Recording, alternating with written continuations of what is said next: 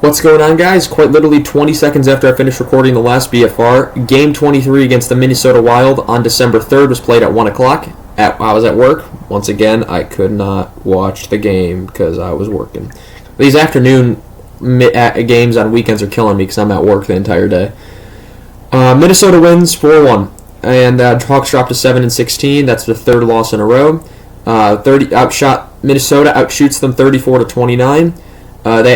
Chicago outhits them 22-19. Face-offs 29-25 Chicago. Power plays 1 for 3 for Chicago, 2 for 3 for Minnesota. Mrazek saves 30 out of 34. Fleury saves 28 out of 29. Reichel was a healthy scratch coming into the game. Zaitsev was out, and Reese Johnson was in, and Crevier was in for his first NHL game. Minnesota was wearing their Subway North Star jerseys, I like to call them. Beauvillier was not in, still has visa issues, thus Reese Johnson being put back in.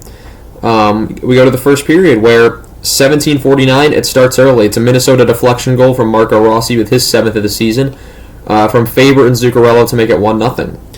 And 16:12, Minnesota penalty to Boldy for tripping, which would be killed. And that was probably one of the best power plays I've had all season. Being that puck to Hart did not leave the zone on that power play. And Fleury was just fantastic this game, I'm to be honest. 9:33, Chicago penalty to Tyler Johnson for high sticking. And before that, Spurgeon had gone down on his knees and he needed assistance off the ice. I didn't see what happened. I don't remember seeing a replay, but he was down. He would return to the game, luckily, but he looked in a heap of pain. He was not getting up. Radish is saved. Radish hits the post. Bedard is saved. Vlasic has a shorthanded break that's saved. But at 7:52, Minnesota gets the power play goal. It's a one-timer from Marco Rossi, tic-tac-toe, with his 8th of the season, 2nd of the game from Gaudreau and Faber to make it 2-0. Johansson is saved. Eric Sinek is denied. Bedard is saved. 2:53, Minnesota makes it 3-0.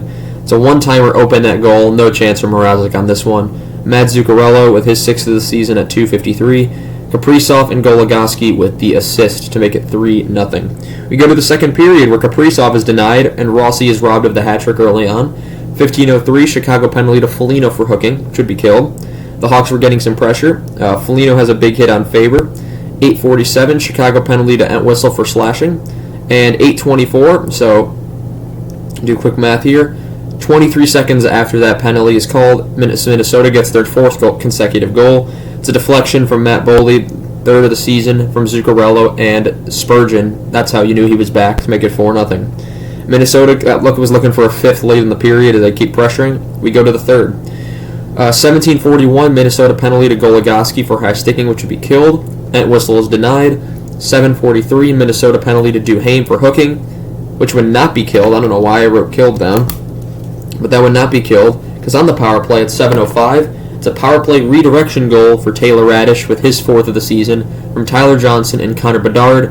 And then Bedard, he's now like on a list of guys who, I think he's 2nd now on the list. He passed Crosby of most consecutive points in a road game.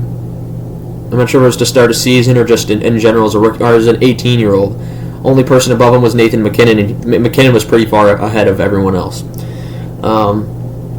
Fleury gets the win. Nothing else of notice happened the rest of the game. Fleury is now 4 wins away from passing Patrick Waugh for 2nd all-time in wins. So you have Brodeur with, I think, 691. Waugh has 553, I want to say. And Fleury now, I think, 540-something. Of course, he was with Chicago when he got his 500th win. There's videos up on the channel, that BFR. But, something else I want to mention that doesn't have any involvement with this game, but actually happened at work with me. I was quite shocked when this happened. I'm not sure. Not many people are going to watch this video, of course. I'm a small channel. I'm fine with that. I just love just putting myself out there.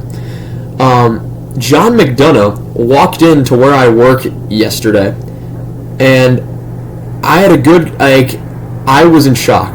I saw him walk in, and I'm like, he looked very familiar, and I saw him, I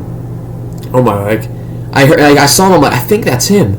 And then I listened to his voice, and my face just goes, and on the internal, my face just went, just kind of just genuine shock. Of course, I know he grew up in a suburb pretty close to me. But yeah, I was talking to him for I was talking to him for a bit. He was asking about stuff. And I had a good 15-20 minute conversation with him, and I'm like, "Are you John?" 5 minutes in, I'm like, "Excuse me," like, because he was about to leave. I'm like, "Are you John McDonough?"